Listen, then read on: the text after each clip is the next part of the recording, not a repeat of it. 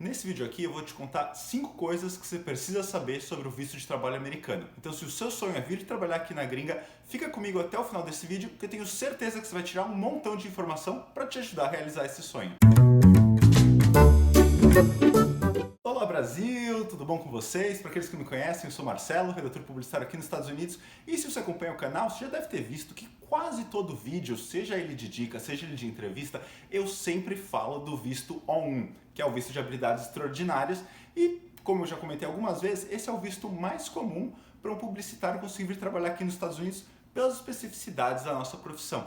Mas, revendo muitos desses vídeos, eu vi que eu nunca dei muitos detalhes para vocês do que é esse visto. E, por consequência, um monte de vocês mandam mensagem para mim nas minhas redes sociais de Pô, Marcelo, o que é exatamente esse visto? Como é que ele funciona, tal? E pensando nisso, resolvi desmistificar esse visto com um nome tão pomposo como habilidades extraordinárias. Então aqui eu vou contar para vocês 5 coisas que você precisa saber sobre o visto. Mas enfim, vamos logo para a lista para vocês entenderem de uma vez por todas o que é esse visto de habilidades extraordinárias que eu falo sempre. Detalhe número 1. Não é um visto fácil, mas não é tão difícil quanto o nome sugere. Quando você pensa em habilidades extraordinárias, você imagina que, você precisa ser o melhor publicitário de todos os tempos. Até, na verdade, se você for ver, tem gente que chama esse visto de visto do Justin Bieber, porque é o visto que o Justin Bieber usou quando ele veio trabalhar nos Estados Unidos. Então, poxa, já começa a me achar... Poxa, não, preciso ser um cara com habilidades extraordinárias. Realmente, você tem que ter habilidades extraordinárias, você tem que ser uma pessoa que se destaque, mas não é nada tão absurdo assim. Veio um garoto uma vez falar comigo falando: Pô, Marcelo, eu achava que eu precisava ganhar um Grand Prix em Cannes. você não precisa ganhar um Grand Prix em Cannes, tá? Para conseguir o visto de habilidade extraordinária. Você sim vai precisar de prêmios, porque os prêmios é a forma que nós publicitários temos de provar que a gente se destaca dentro da nossa profissão, mas não precisa ser o maior prêmio de todos os tempos. Você tendo algumas coisas, você tendo até um shortlist em Cannes, você consegue, às vezes, fazer uma petição um pouco mais forte com outras partes. Então, talvez você não tenha tanto prêmio, mas você pode ter publicações, você pode ter também cartas de recomendação de profissionais muito altos na sua profissão, e daí isso tudo forma a sua petição para mostrar que você é um cara com habilidades extraordinárias. Não vou dizer que é fácil, tá? Conheço muita gente que teve a petição negada, mas também conheço pessoas que nem tinham tantos prêmios e conseguiram. Então, sempre pense assim, não é tão inalcançável quanto pode parecer. Detalhe número 2. Existem 2 tipos de visto O1. A maior parte dos vistos O1, e esse é o meu caso, são vistos patrocinados por um empregador, que significa que você, antes de conseguir esse visto, você precisa de uma oferta de emprego de alguém e esse visto vai estar atrelado a esse empregador, no meu caso a Mediacom. Mas uma coisa que eu vi muitos profissionais fazerem é o visto autopatrocinado.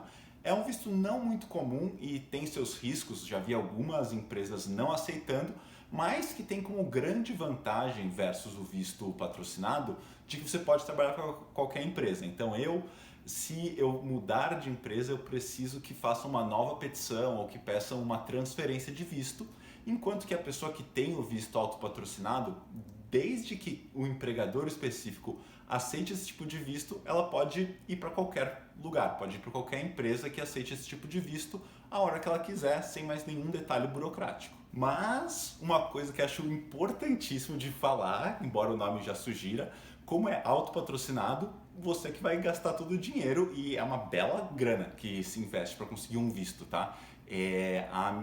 O meu visto, eu acho que deve ter saído por baixo, tá? Uns $9.000, mais outras taxas, tá? Então, nem todo mundo está disposto a correr esse risco de você pagar $9.000 e de repente ter esse visto negado, porque você paga pelo processo, você não paga para emitir o visto. Então, sim, conheço gente que fez, deu tudo certo, trabalhando até hoje feliz e contente aqui, mas é um risco que eu não tomaria e acho que muita gente não tem nem condições de tomar.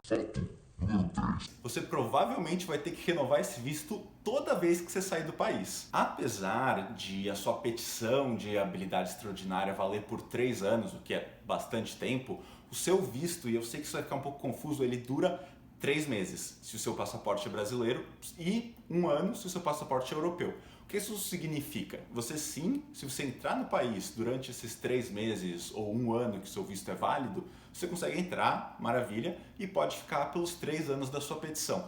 Só que, se você sair depois desses 3 meses ou depois desse 1 ano e o seu visto tiver vencido, você não consegue entrar de novo. Assim, você não vai ter que fazer todo o procedimento da petição, que é a parte mais difícil, mas você vai sim ter que marcar um appointment num consulado ou numa embaixada para fazer uma entrevista e eles emitirem um novo visto, o que incorre em mais dinheiro e também em mais tempo, em mais burocracias e tal. Isso é especialmente importante agora durante toda a questão do coronavírus, porque os consulados estão fechados. Mas enfim, acho que isso é uma coisa importante você ter na sua cabeça. Esse é um visto curto e que você vai ter que renovar toda vez que você sair. Geralmente é uma coisa simples, né? Não é muito difícil renovar, mas é uma burocraciazinha a mais versus outros vistos, por exemplo, de turista, né? Que o visto de turista, você faz ele, você pode entrar e sair, entrar e sair, entrar e sair por anos, né? Fato. Número 4. É um visto que pode evoluir tanto para um green card ou até mesmo para uma cidadania. Alguns dos vistos de trabalho que existem, eles deixam muito claro que é um visto que, você vai trabalhar pelo tempo daquele visto e depois disso você tem que voltar para o seu país. E o mesmo vale para vistos de turismo, para vistos de estudante. Uma vez que acaba o que você veio fazer no país, você tem que voltar, você não pode ficar. É a mesma coisa para o O1, então o O1 ele não é uma coisa para sempre, mas a diferença é que o O1 ele abertamente deixa essa porta, quase uma escadinha de que depois do O1 você pode aplicar para o Green Card e depois do Green Card pode aplicar para a cidadania. Então, inclusive, não que você precise, eu praticamente nem toquei nesse assunto, porque nem sei se é o que eu quero mesmo, mas esse é um dos poucos que você poderia eventualmente falar na entrevista de visto que você pensa assim em ficar no país depois de acabar o projeto específico que você está fazendo. Em outros vistos, não. Se você falar que você quer ficar nos Estados Unidos durante uma entrevista de visto de turismo, ou principalmente de estudante, o cara provavelmente vai negar o seu visto. Então, isso é uma coisa que é um pouco diferente e é uma coisa que é muito atrativa também desse visto, né? É um visto que acaba gerando praticamente um planejamento, né? Um plano de carreira da sua vida nos Estados Unidos. Fato número 5.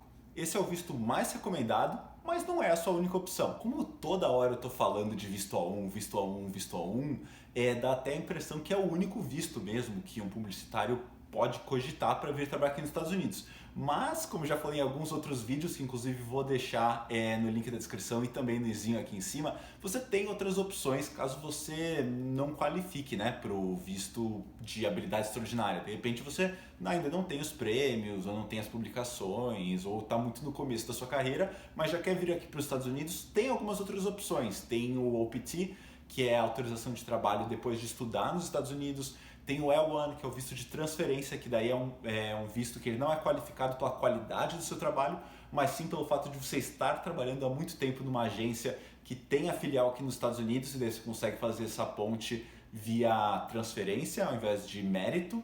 E ainda tem a última opção, que é o H1B, que é um visto de trabalho comum.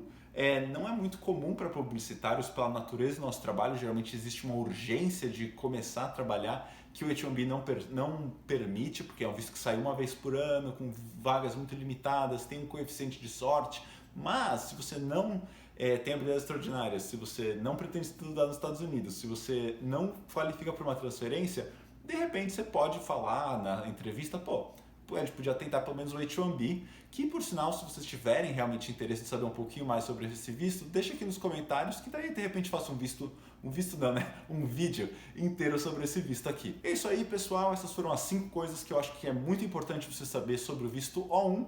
E se você quer saber mais informações sobre como trabalhar aqui na gringa, não deixe de se inscrever aqui no canal para receber notificação, sempre sair um vídeo novo, clicando na bolinha desse lado aqui, e já aproveita e maratona os outros vídeos que a gente tem aqui no canal, clicando no card desse lado aqui. Valeu!